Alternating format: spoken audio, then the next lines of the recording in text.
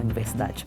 Bem, já de volta com o programa Sem Censura, este já é o segundo bloco do dia de hoje e eu quero alertar vocês que estamos ao vivo e hoje teremos sorteio especial para fazer no final do programa. Não é isso, Cauã? É verdade, Vanessa. Só passando para relembrar, para participar do sorteio é só você enviar uma pergunta ou um comentário com seu nome e seu bairro para o nosso WhatsApp, o 988957957. Ano passado, gente, o governo do Pará consolidou o projeto Água para Todos, que visa garantir acesso à água potável, dignidade e resiliência climática às comunidades ribeirinhas. Os primeiros contemplados são moradores das ilhas do Cumbu e Ilha Grande, mas já estão em desenvolvimento estudos para a expansão da iniciativa para o município de Barcarena, que integra a região metropolitana. O projeto se tornou, então, símbolo de inovação, sustentabilidade e valorização das populações tradicionais, impactando diretamente mais de 1.200 moradores em escolas, empreendimentos comunitários, agroextrativistas e unidades de saúde. Quem fala mais sobre esse assunto é o professor do Núcleo de Meio Ambiente da Universidade Federal do Pará, Ronaldo Mendes. Você ouviu só que eu enchi a boca para falar que eu acho fantástico todas as vezes que a gente traz uma pauta do mundo acadêmico e que transforma a realidade do mundo. Professor, seja muito bem-vindo ao Sem Censura. Muito obrigada por nos atender. Explique para a gente melhor o que é o projeto Água para Todos. A lógica de ter água na torneira, nós que moramos na área urbana, parece ser tão trivial. É só abrir e está lá. Mas para quem mora nas áreas ribeirinhas, áreas sem essa infraestrutura, existe uma dificuldade enorme.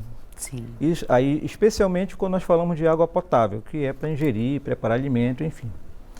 E aí isso nós chamamos de insegurança hídrica. De uma forma mais objetiva, nós chamamos de insegurança hídrica primária. Sim. Aquilo que está na base. Então, o projeto Água para Todos, ele vem justamente tratar desse aspecto. Por que que os nossos irmãos que moram nessas áreas ribeirinhas não têm direito ao acesso à água potável nas suas torneiras? E agora nós tratamos disso de forma um pouco diferente, porque se usa a água da chuva. A lógica da água da chuva, usada pelo Água para Todos, está associado que a chuva ela cai literalmente na sua cabeça. Sim. Você não precisa ir atrás dela. Exato. Ou seja, a qualidade da água da chuva ela é muito mais próxima da condição potável se comparado, por exemplo, com os igarapés, com os rios. Sim. Naturalmente, a água dos rios ela já é diferente, ela já é bem longe da potabilidade. Mas se considerarmos a falta de saneamento básico de uma forma geral, especialmente o esgotamento sanitário, ou a poluição de uma forma geral, tornar potável a água superficial ela é muito mais difícil. Então, a água da chuva ela tem essa grande vantagem. Sim. Onde é que vai o Água para Todos, ele, digamos assim, ele se destaca? À medida de que existe pesquisa científica dentro da universidade, ele já tem essas pesquisas elas têm trabalhado junto com as comunidades rurais há muito tempo. Nós temos atuado com a comunidade no Cumbu, por exemplo, e na Ilha Grande, há quase 20 anos. Já é bastante tempo discutindo e tentando implementar algumas iniciativas. Perfeito. Porém, a grande dificuldade que existe é no financiamento. Então, o Água para Todos ele incorpora a tecnologia e traz com isso uma grande inovação, que é unir a tecnologia social, que é o aproveitamento da água da chuva, as comunidades, de uma forma geral, numa área de preservação, que é Sim. a APA Cumbu, e a própria iniciativa privada. E isso, naturalmente, é buscando financiamento para resolver as questões que as comunidades têm há décadas. E o Água para Todos, ele se esforça e almeja êxito na lógica de que consegue aglutinar esses grupamentos. Sim. E resolver, pelo menos parte, né, no momento, desse atendimento que ele é deficitário. Que interessante isso. Então, vocês discutem a segurança hídrica há mais de 20 anos, principalmente nessas regiões ribeirinhas. Durante quanto tempo vocês chegaram à conclusão do projeto Água para Todos? Ele está em andamento, né? Sim.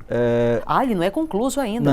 Não é concluso. O que nós temos hoje? Temos o fornecimento com água de qualidade. Perfeito. Isso é o papel da universidade. E a fonte dessa água? É somente a chuva ou não? Ou vocês têm as duas fontes? Não, água do rio e água da chuva? Somente a chuva. Perfeito. Né? Nessa lógica de que a qualidade da água ela é muito mais próxima da potabilidade, da potável. Então, tornar a água potável, ou seja, em condições que nós possamos usar no dia a dia, nas nossas casas, ela depende do tipo de água. Então, águas superficiais, Sim. igarapé, rios, água subterrânea, que vem dos poços, e a água da chuva. Nas ilhas, em geral, o uso de águas subterrâneas são muito mais dificultosas. Sem dúvida. Nas regiões próximas a Belém, a geologia ela é um pouco mais complicada e os poços teriam que ser muito mais robustos. Sim. É possível, mas ele talvez desse um pouco mais de trabalho. Enquanto que o sistema de tratamento da água do rio, ele é bem mais complicado. Sem dúvida. E da água da chuva, Muitos ele resíduos. passa basicamente por um processo de filtragem. E decantação dos resíduos, ou não? Não, é basicamente filtragem, né? Esse é o principal. Então eu o principal. pediria até para retornar a imagem que estava ainda há pouco, que o público de casa vai acompanhando nossa entrevista e a gente ilustra com algum material. Por exemplo, o que são esses tanques que a gente vê, aqueles 3 tanques ali? Ali é a captação da esses chuva que estão ou não? no chão, né? Tem uma Sim. laje ali. Eles são reservatórios, né? Caixa d'água.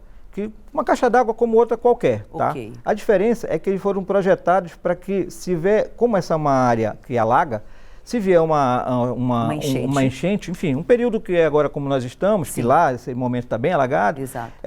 ele está preparado para não fugir, para não Maravilha. perder de estrutura. Ela não vai se perder dali, né? Fugir é o termo de dizer, né? Mas você vê também que tem um reservatório elevado, né? Que ele está ali em forma de uma caneca, né? Vamos dizer Sim. assim, né? Invertida. E ele também faz parte desse conjunto, né? Cada um desses reservatórios ele tem 5.000 litros, tá bom? Para armazenamento, isso aí é uma escola, né? E tem mais 1.000 litros lá naquele reservatório elevado lá, nessa caixa d'água branca lá, que dá para ver em destaque. Sim. Qual é a ideia? A água cai no telhado, escoa pelas calhas. Antes de chegar até a caixa d'água, a água suja que está no telhado ou que está na atmosfera, Sim. ela não vai para lá. Perfeito. Ela é jogada fora.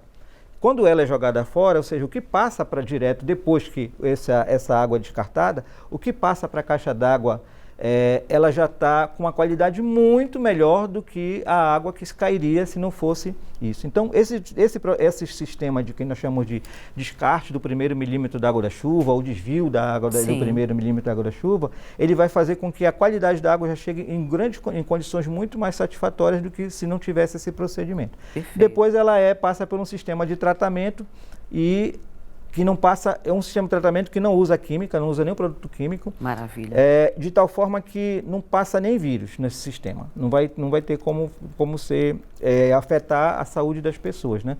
Nós chamamos de doenças de veiculação hídrica, diarreias, difterias, cólera ou coisa desse tipo. Então, existe um nível de segurança muito elevado, né? E quando estamos no período da estiagem? Nós temos duas estações muito bem definidas em nossa região amazônica.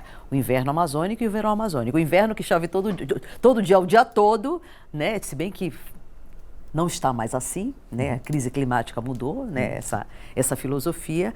E o verão amazônico que chove todo dia, mas o período de seca ela é muito grande. E a gente já percebeu isso em alguns momentos. No tempo em que eu tenho estiagem, esse abastecimento de água supre, por exemplo, a necessidade de uma comunidade como essa? É preciso entender que o abastecimento que nós estamos falando, ele é aquele que nós chamamos de prioritário. Que lembra, falamos de primária.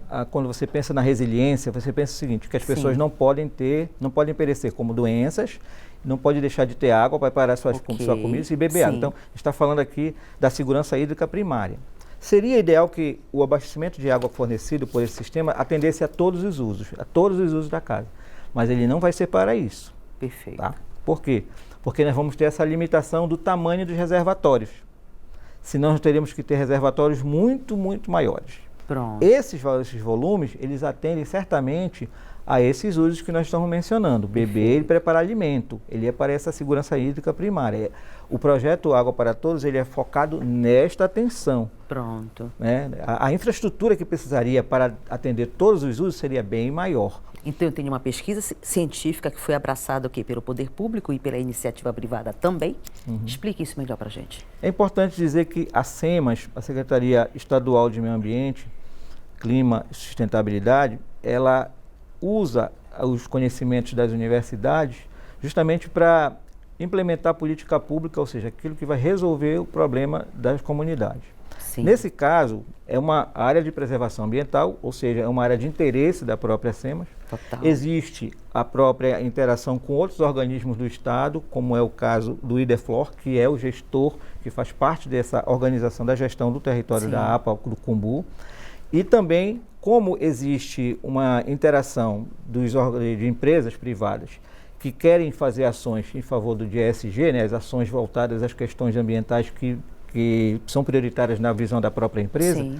a SEMAS juntou essas pessoas, esses organismos, a universidade, essa empresa, uma empresa financiadora, IDEFLOR, etc., e usou uma tecnologia da água da chuva que nós já temos aqui, mas que no caso específico do Água para Todos, houve uma cooperação com a Universidade do Estado de Pernambuco, que é uma universidade que já trabalhamos, né? A UFPE trabalhamos juntas, e a UFPE desenvolveu por lá esse sisteminha que vocês viram agora, por meio de chama startup, né? Sim. Então, como para a universidade chegar ao público é muito mais difícil do que uma empresa, a UFPE optou por uma startup que tem muito mais agilidade na hora de agir e de chegar. Recebeu financiamento. E aí nós juntamos isso tudo. Então a SEMAS teve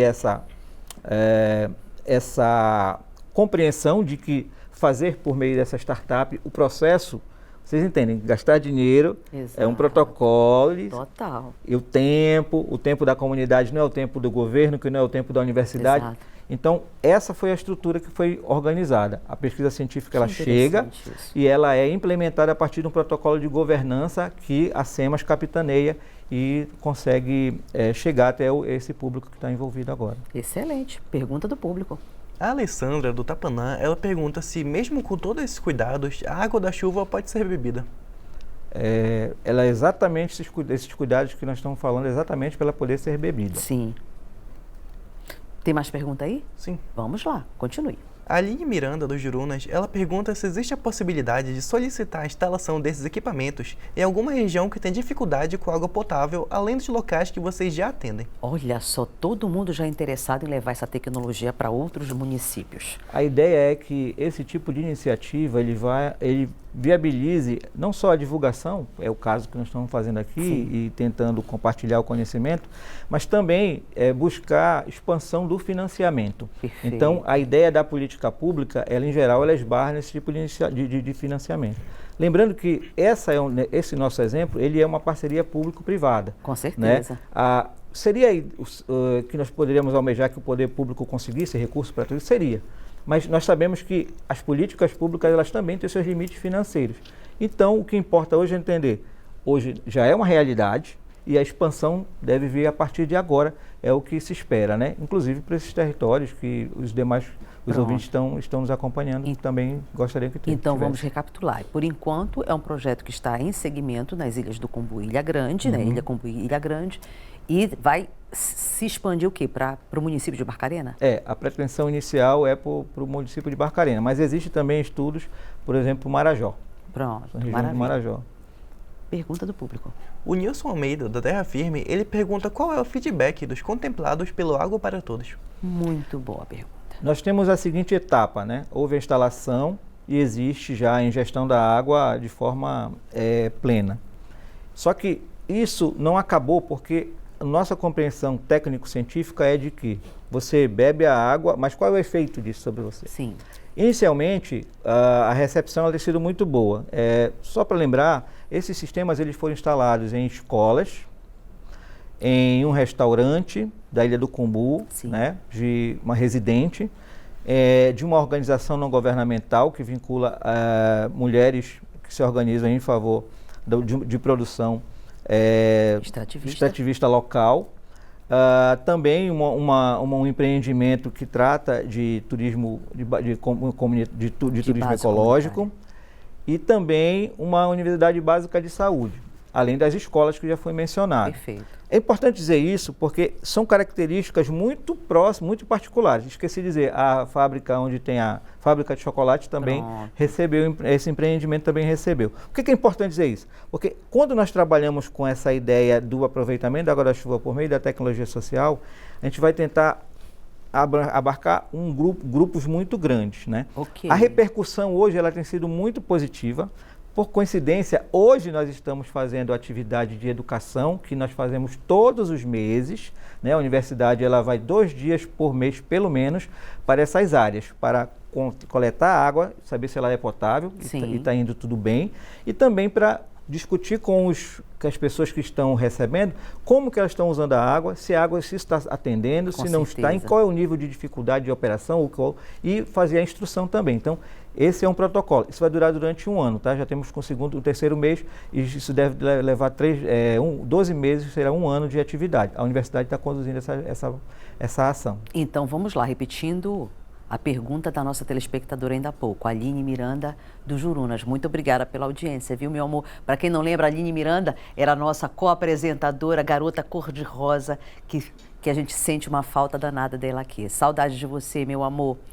Então, repetindo a pergunta dela, pessoas que estão assistindo o programa e querem levar essa tecnologia para as suas estruturas, é possível? Certamente. O que precisa dizer Ou perpassa por toda uma burocracia que envolve secretarias estaduais, etc.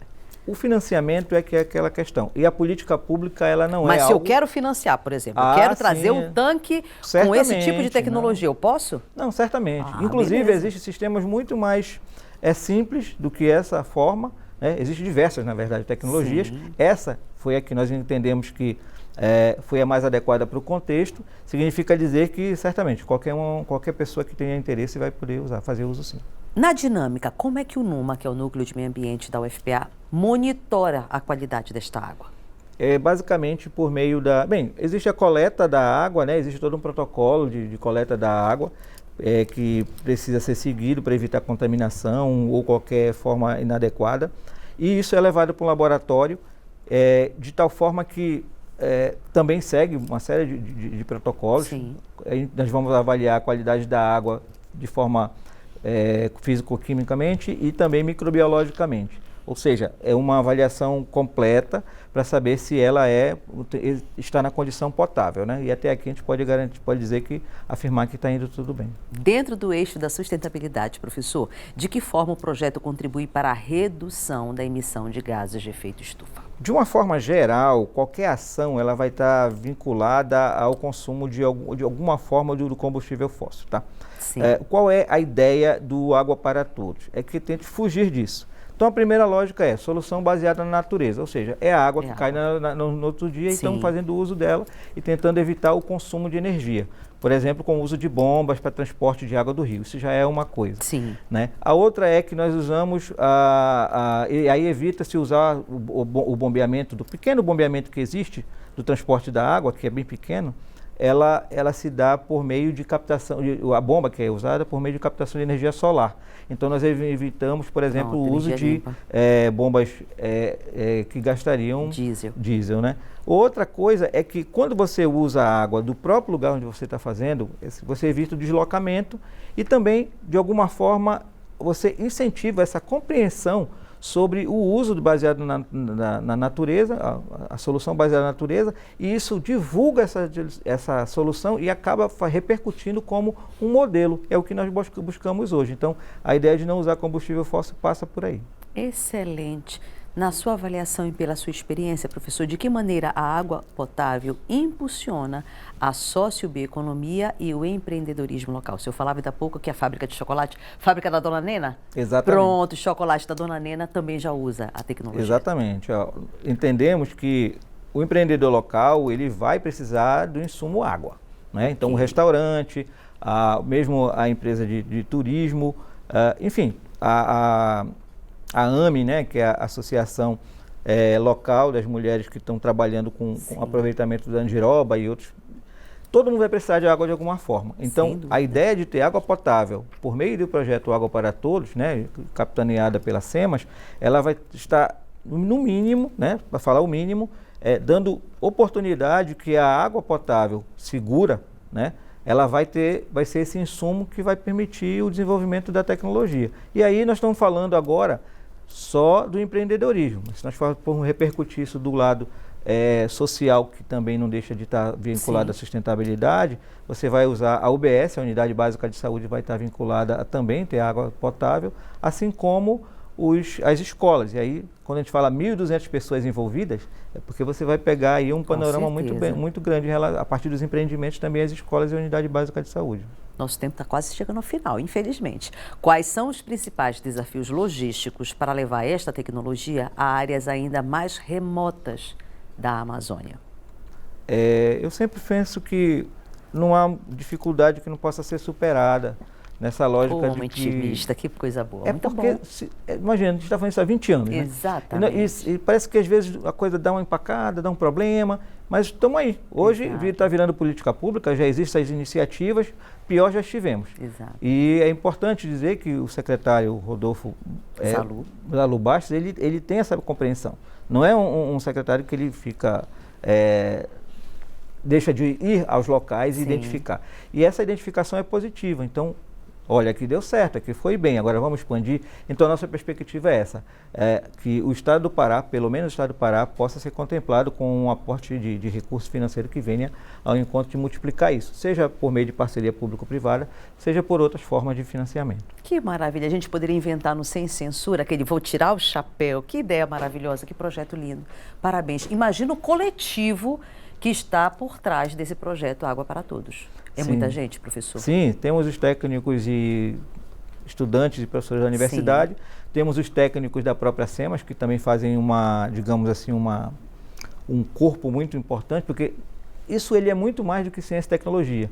Ele acaba virando um pouco de militância, no sentido de que você tem um compromisso social, você tem compromisso com as pessoas que estão necessitando. Quando você vê, né, eu trouxe a garrafinha aqui para divulgar o projeto, e a ideia é de que essa garrafinha, por exemplo, foi idealizada para que as próprias crianças possam levar água. Hoje ela está desse tamanho, agora o projeto, a ideia é aumentar isso, que além de ter a água dentro da escola, né, bebendo água gelada, né, já no bebedouro, que a gente possa fazer com que ela possa levar uma quantidade maior para sua casa, porque você diminui a chance de você ter uma água de baixa qualidade, caso seja o caso na sua casa, né? Então, isso é militância, né? Os próprios técnicos da empresa, os técnicos da empresa financiadora, existe uma equipe muito grande envolvida nisso, certamente. Que show, muito obrigada, viu, por estar aqui. Para a turma que está em casa e quiser conhecer um pouquinho mais, ou quiser até ser investidor de um projeto desta natureza e levar o Água para Todos para vários lugares da Amazônia, tem algum perfil nas redes sociais?